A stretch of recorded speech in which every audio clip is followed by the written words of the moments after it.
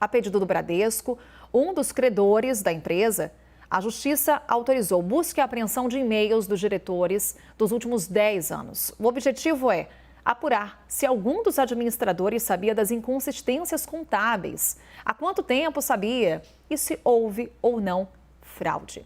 Bora falar sobre isso com o advogado especialista em direito societário, o Renato Tescari. Renato, seja muito bem-vindo, um bom dia. Já te pergunto se eu acertei aqui a pronúncia do seu sobrenome, Tescari, correto? Bom dia a todos os telespectadores e telespectadoras da CNN. Bem, doutor Renato, eu vou iniciar nossa conversa em torno de uma expectativa para o encontro que acontece amanhã entre o ministro do Trabalho, o Luiz Marinho, e as centrais sindicais, que pediram na Justiça o bloqueio de R$1,5 bilhão do patrimônio dos principais sócios da Americanas. O que pode fazer com que o patrimônio pessoal dos maiores acionistas respondam pelas dívidas da empresa? Bom, Carol, a sua pergunta é excelente. Hoje, falávamos sobre isso no WW essa semana, da postura dos grandes credores em tentar fugir da recuperação judicial, ou se não fugir da recuperação judicial, ao menos acessar outros bolsos, acessar outras fontes pagadoras na hipótese da Americanas não ter fôlego financeiro para fazer cumprir a recuperação judicial. Em meio a isso, existe essa ação, das centrais sindicais, assim como também muitos bancos buscando justamente acessar controladores, acessar acionistas de referência para que tentem pagar essa conta. Então, a grande preocupação aqui das centrais sindicais é justamente a ausência de fôlego, eventual fôlego da Americanas para suportar uma recuperação judicial.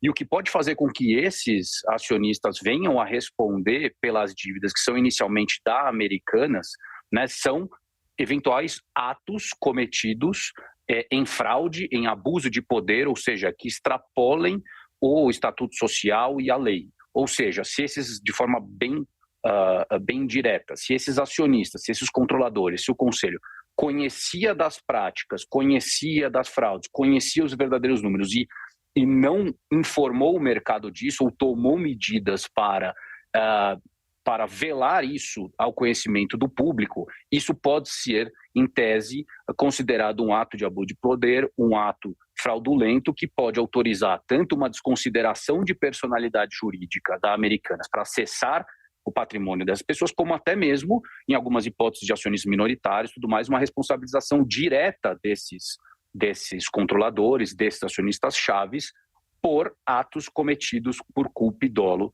na Americanas. Doutor Renato, diante de um processo de recuperação judicial, o quão frágil é a posição dos funcionários, dos trabalhadores? O que a lei garante de direito àqueles que trabalham na Americanas? Veja, a posição dos trabalhadores é uma posição privilegiada dentro de um concurso de credores de uma recuperação judicial. Tanto os trabalhadores como o fisco, eles possuem uma posição privilegiada e na ordem de recebimento, eles estão ali entre as prioridades. Mas o que muitas vezes acontece é que temos grandes credores que têm contratos particulares, contratos bastante complexos com entidades em recuperação judicial, que muitas vezes conseguem acessar, buscar os seus créditos para fora da recuperação judicial, o que é muito difícil do ponto de vista do trabalhador.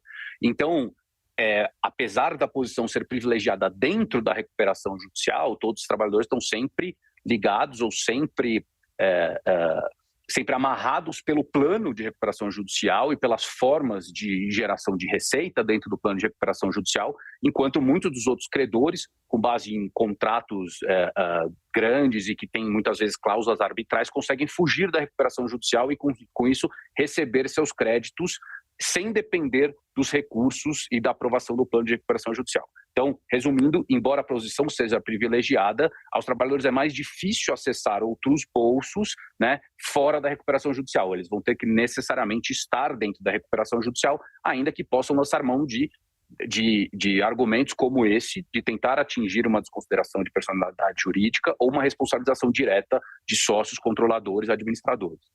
Doutor Renato, eu volto ao ponto inicial da nossa conversa, quando eu me referi ao encontro do ministro do Trabalho com as centrais sindicais. Fico por uma dúvida, o que o governo federal pode oferecer nessa conversa? O que o ministro pode ali ofertar às centrais sindicais? Veja, dentro de um processo de recuperação judicial, há intervenção de muitas entidades, entre elas o Ministério Público. Então, sem dúvida, o Ministério Público ele tem uma atuação significativa e importante, né, na condução, seja de tratativas, na condução dos planos de recuperação judicial, e que pode, claro, né, por meio de sua atuação dentro do processo, tentar viabilizar um acordo, uma negociação que beneficie, claro, as centrais sindicais e também os trabalhadores. O governo, nesse caso, ele é um pouco passageiro, né, do que ficar decidido sobre a Assembleia Geral de Credores, que é o órgão máximo que vai deliberar sobre um plano de recuperação judicial das Americanas. Mas, sem dúvida nenhuma, uma possibilidade, uma intervenção para tentar fazer um acordo, né, para tentar chegar a uma composição entre todos os credores e dentro da dificuldade financeira já anunciada pelas Americanas, pode ser sim uma ferramenta que o governo possa colocar à disposição para facilitar ao menos a tratativa e que a Americanas fique de fato numa recuperação judicial e que isso não seja convalidado em falência, o que seria o pior dos mundos para todos os envolvidos. Doutor Renato, o senhor tem uma vasta experiência quando a gente fala em recuperação judicial, você trabalha com direito societário. O que torna o caso Americanas tão peculiar? Quando a gente fala nessa suspeita de fraude, de e-mails de 10 anos atrás, tendo que ser vasculhados, é essa a grande questão? É isso que torna o caso Americanas tão peculiar?